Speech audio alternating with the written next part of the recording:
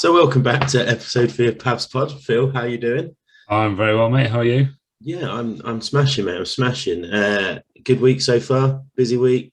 Busy, very busy in the Eggleshaw household. I've had to put the kids to bed by myself twice, which is So a monumental task that I don't do that often. How Ruth does that twice a week, I have no idea.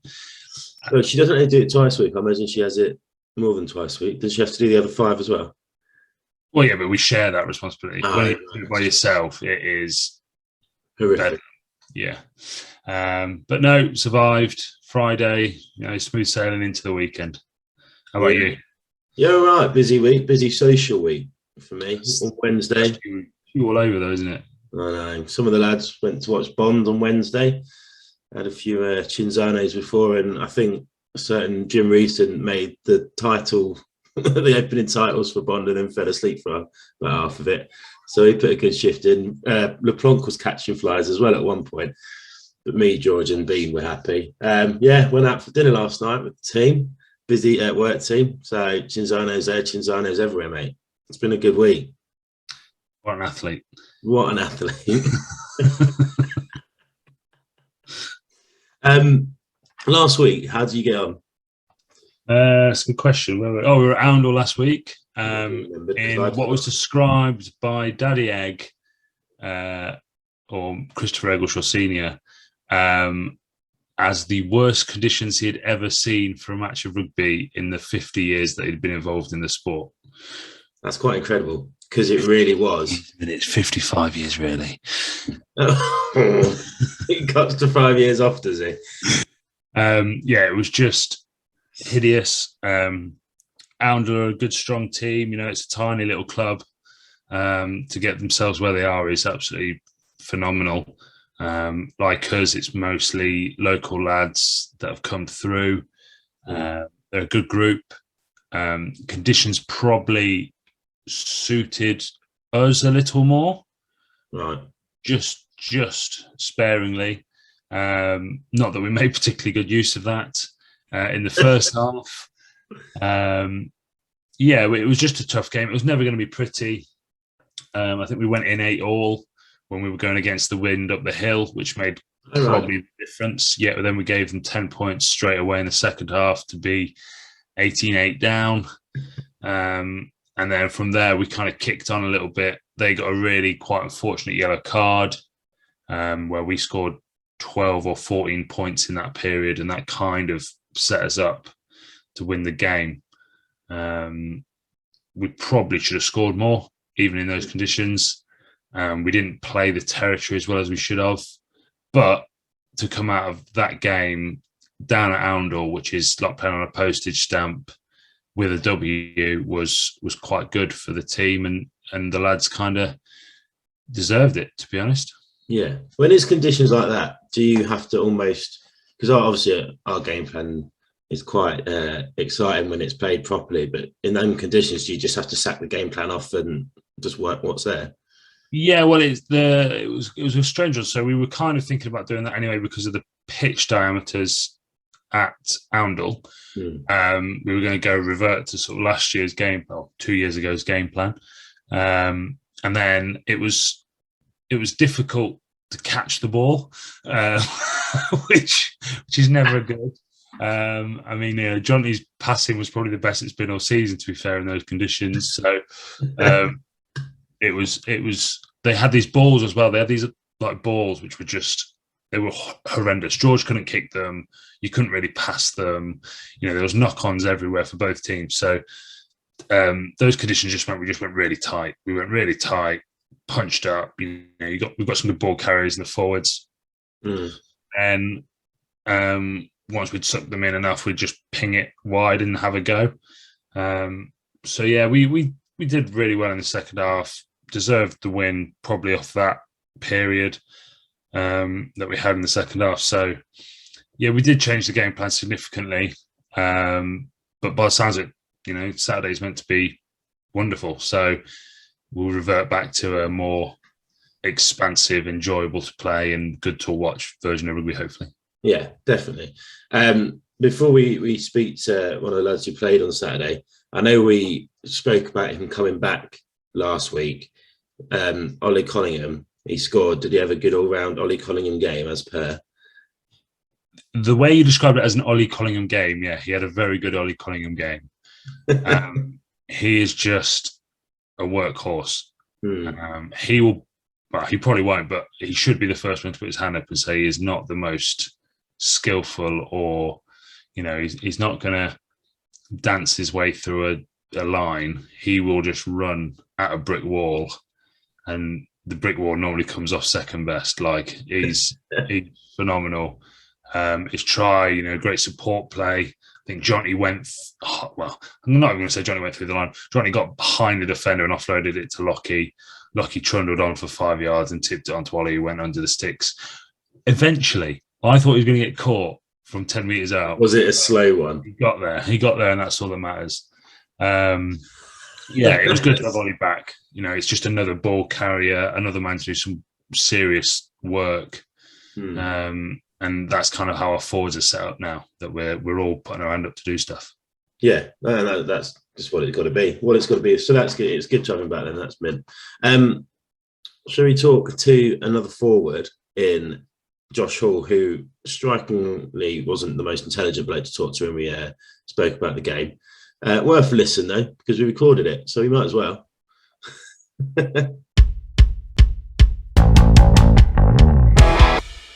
So with Josh Hall this week, Josh just played at Oundle. How was it? Tough game, very wet, very windy. Just an all-round pretty bad experience. So how did the team handle the conditions? All right. Yeah, I think the best we could have done. It was never going to go according to plan, but we went, got the win. What more can we ask for? Well, apart from a bonus point, but... Well, something I'm sure Phil and Matt might have asked for was to have 15 men on the pitch at all times. Do you want to talk us through what happened then? Well, I'd say professional foul, saved a try, easy work, yellow card. Yeah. First of the season. Yeah. No, it's actually the second me. I think I'm having a bit of bad luck with the referees lately. Are you sure it isn't bad luck or just not the way you treat them? No, it's definitely the looks against me this year. Hopefully I'll turn around a little bit.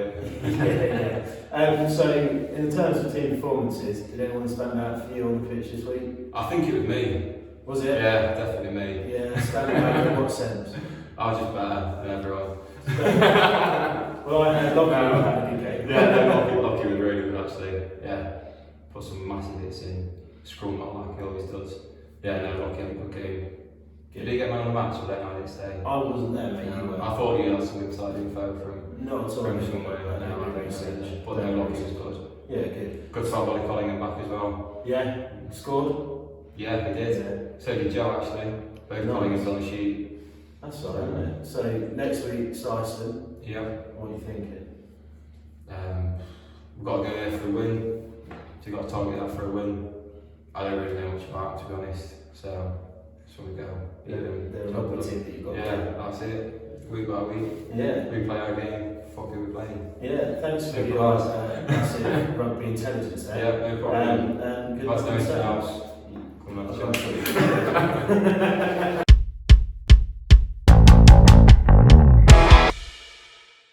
So that was Josh, a bit different to our previous guests we've had on this season, who've pretty much all been rugby noses. And I'm not sure Josh could tell you one rule from rugby quite clearly because he got a yellow. Yeah, he's an enigma. I won't say anything bad about him because he's actually coming around this afternoon to sort out my bathroom lights. So he was unlucky in a way, because what he did wasn't illegal 2 years ago or 3 years ago. You know, he's unbound in a maul and slipped his way through, and well, actually, he still couldn't tackle the guy with the ball then. But he's done the right thing in the right position on the pitch. And although I think he saved a try that time, I think as soon as he'd gone off, they scored immediately after. So I'm not sure it made that big a deal. But you know, that's Josh comes on and he just does Josh things, and a lot of those times he gets himself in trouble. But he's a valid member of the team. Oh, 100% a very valued member of the team. And he's someone that works hard and puts shifts in and puts big hits in and stuff. But my God, sometimes you just got to laugh at him, haven't you? he runs around. He doesn't look comfortable running. He just it's an odd one, isn't it? It's a high knee lift. It's all over the place. But yeah, he does the job. Yeah, no, fair play to him. Obviously, the twos also went down to Southwell on Saturday. Very similar conditions down there on a very boggy pitch. I don't know about yours, but I think I was at risk of getting trench foot about 5 minutes after the whistles. Well, it's the difference from you risking getting gout every day, isn't it? Well, that's true. It was a nice change to have a different risk. But yeah, so similar conditions. We did win 22-3, so it was good to make sure that we're not conceding tries at a place like Southwell, because actually our defence is far better than their attack, and it actually showed this time.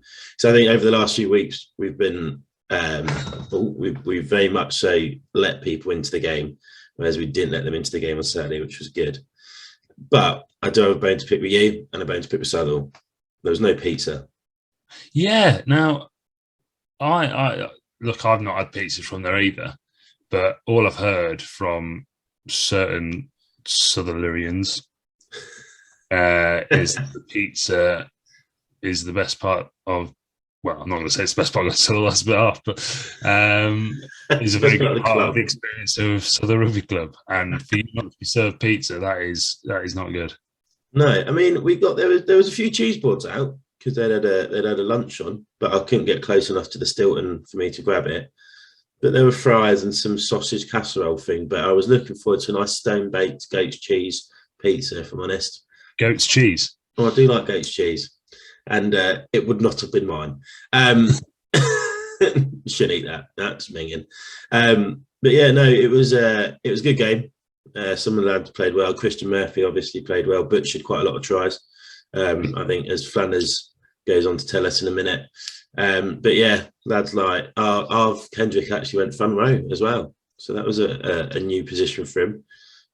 Might have been a little bit pissed on the night before, so he probably didn't know what he was doing or realise what he was saying when he accepted the shirt. But there we go. But yeah, we are going to move on to Flanners, and Flanners actually had a really good game. He stole, I think, about 50% of their line out, which was good. So shall we get on to talking to Flanners? Go for it.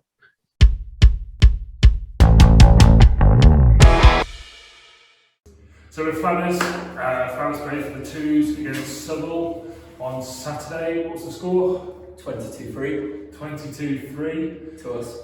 To Paviors, yeah. You played on the 45-degree angle pitch, I understand? Yeah. In the rain? Yeah, it was nice and boggy towards the end. Well, even at the start. Bottom end was at the top? Yeah. So how did the game go? So obviously, apart from about 30,000 scrums, what was the... Yeah, the game pretty much went our way. Pretty much all game. We got the ref on our side for the first half, and then I think the second half is started to possibly give them more opportunities and penalties. But yeah, we played well as a team considering the conditions. There's a few standing out players. I thought Murphy had a very good game. Morgan as well, we played 6, and yeah, Tom Ryan as well. I feel he put an input. What position did the goat play? Yeah, played second row. I felt, to be fair, I did have to have a little word in his ear about getting lower in the scrum, because we were going back a few times, but after having a word with him, I think improved. I think with someone of goat size, there's a mistrust of gravity and what it can do to a certain angle. So he's just hedging his bets, keeping his arse high. So in terms of your game, any 5 pointers? No tries for this seat. Hopefully get one. Probably Murphy denied me a couple, didn't pass the ball. Standard.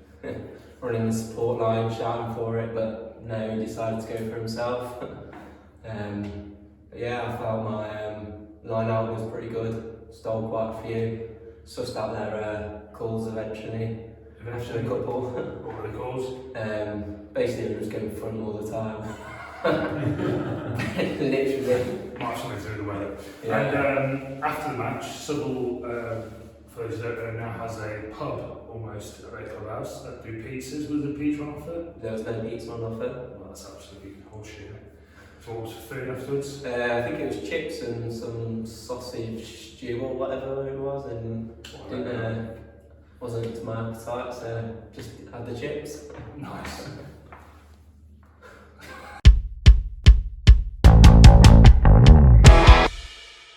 So that was Flanners. I do apologise about the abruptness, the abrupt finish to that interview. If you're listening, I know it's not great for an audio platform, but if you're listening, Phil just looks straight down the camera and puts his thumb up as opposed to saying, thanks, Josh, and lets him go. So I don't know if the interview was still going on, but I stopped pressing record because it was the worst ending. I'm clearly the talent here. You're the brains of rugby. I'm the talent. Look, I just panicked. There was a panic, and I didn't know how to end it, so I just gave you the big thumbs up. It would have been better if you'd done my shit link from last week where I've just gone, and other fun things to do. This week, are you at home or away? We're away at Syston. Away at Syston. What's that looking like now? Well, we've got the same wins and losses. Mm-hmm. They've scored a lot more points. As most Leicestershire sides are, they'll be good up front, they'll be structured, got a good driving maul. Apparently they scored 4 driving mauls against someone the other week. And we've just got to go up and front up, I think. We've got nothing to lose by going there, throw the kitchen sink at it and see what we can get out of it. We've got a good, strong team. The pack is, the pack's pretty strong at the moment. Yeah. And lots of competition for places in that pack. The back's somewhat the opposite. And, we're struggling for numbers in the backs most weeks, or, we've really, unfortunately, we've lost Molly probably for a few more weeks. We've lost Doug for a significant amount of time. So we're struggling a bit in the backs, and we're carrying 3 forwards on the bench, which I think means that if there's an injury in the back, yours truly is going to get turfed out there. So, we've got a strong lineup, and we've just got to go and do the job the best we can. I think, we should start targeting scoring some tries. I think that's one thing that we were doing a couple of years ago, which we're not doing now. We were coming away with most games with a bonus point from tries, which helps your points throughout the year. Massively.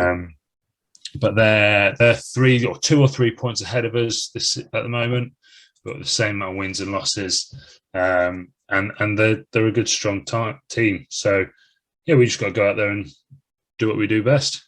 Yeah, no, definitely. And the twos are at home to West Bridgford, so that'd be another class game. So if you can't get down to Syston, and you can get over to Pavs, there'd be a game of rugby to watch there, because we always like playing Bridgford.